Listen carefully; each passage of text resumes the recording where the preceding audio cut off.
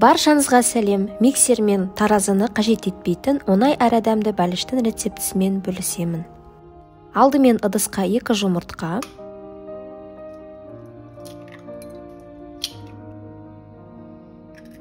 бір стакан қант салып араластырып аламыз.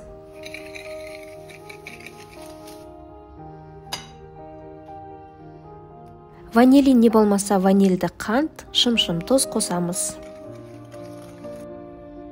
Бір стакан бөлме температурасындағы айран, бір стакан жарма ұнтағын қосып араластырамыз.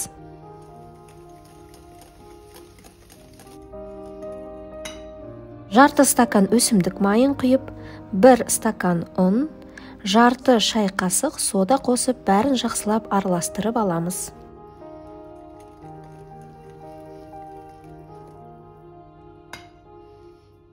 Жарма ұнтағымыз ісіну үшін 20 минутқа қойып қоямыз.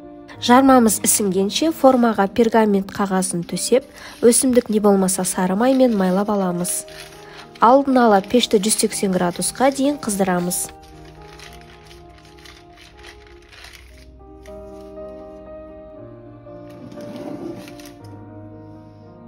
Қамырды қалыпқа құйып, жемісімізді бетіне саламыз. Мен мұзартылған шиені қолдандым. Алдын ала шиені жібітіп, артық суын ағызып алдым. Шиенің орнына кез келген жидекті қолдансаңыздар болады.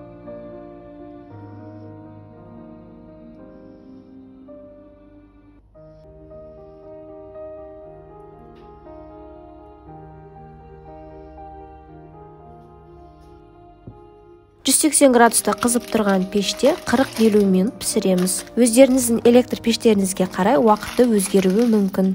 Піскен бәлішті ағаш зубочисткасымен тексереміз, құрғақ болып шығуы керек.